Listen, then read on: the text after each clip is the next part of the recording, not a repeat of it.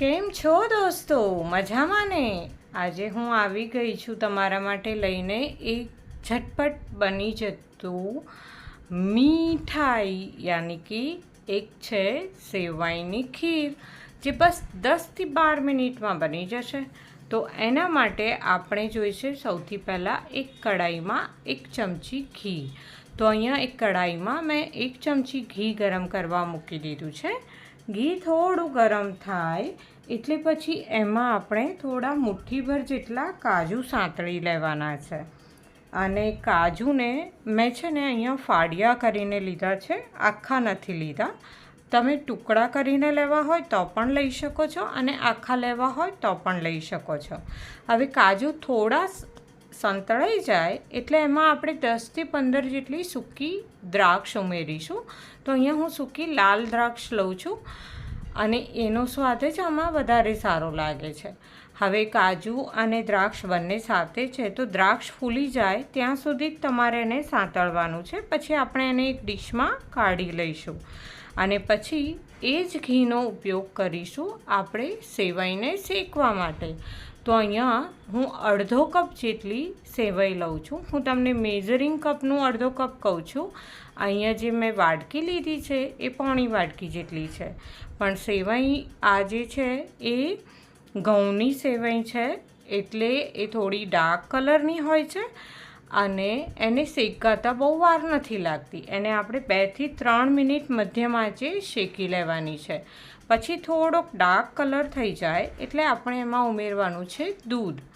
તો અહીંયા હું છે ને 2 લોકો માટે બનાવું છું, એટલે હું અહીંયા 500 ml જેટલું દૂધ ઉમેરું છું અને અડધો કપ જેટલી મેં સેવાઈ લીધી છે. તમારે એ પ્રમાણે જો વધારે લોકો માટે બનાવવાનું હોય તો તમે એ માપને ડબલ અથવા 3 ગણું પણ કરી શકો છો.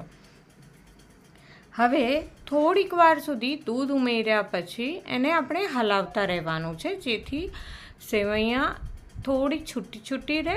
આમ તો જો કે શેકી છે એટલે છૂટી જ રહેશે, છતાં પણ એ નીચે બેસી ન જાય એના માટે થોડી વાર સુધી હલાવતા રહેવાનું છે.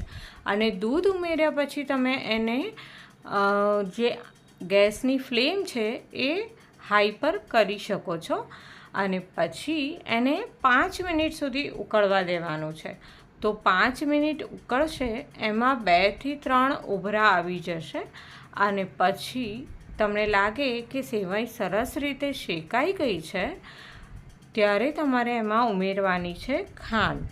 હા, તમે આ જગ્યાએ ખાંડની જગ્યાએ બીજું કંઈ પણ વસ્તુ ઉમેરી શકો છો, પણ એ દરેક વસ્તુ ઉમેરવાની એક પોઈન્ટ હોય છે.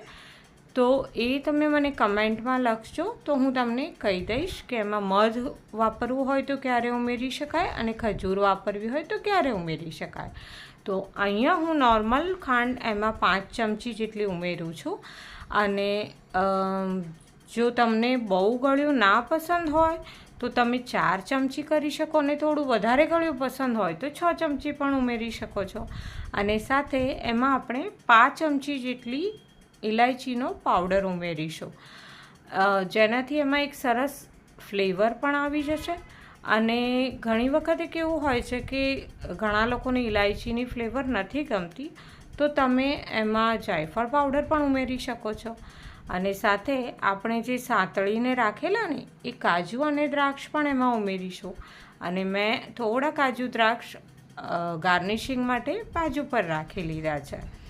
તો હવે 1 કે 2 મિનિટ પછી તમારી ખીર તૈયાર થઈ જશે. તો કેવી લાગી તમને આ રેસીપી? છે ને એકદમ સરળ અને આસાન. તો તમે આ વિડીયો ગમ્યો હોય તો આ વિડીયોને લાઈક કરી દેજો અને તમારા દોસ્તો સાથે શેર પણ કરી દેજો. અને જો મારી ચેનલ પર પહેલી વાર આવ્યા હોય તો એને સબસ્ક્રાઈબ પણ કરી દેજો, જેથી તમને આવનારા વિડીયો અને જૂના વિડીયોની જાણકારી મળતી રહે અને તમે એની મજા લઈ શકો.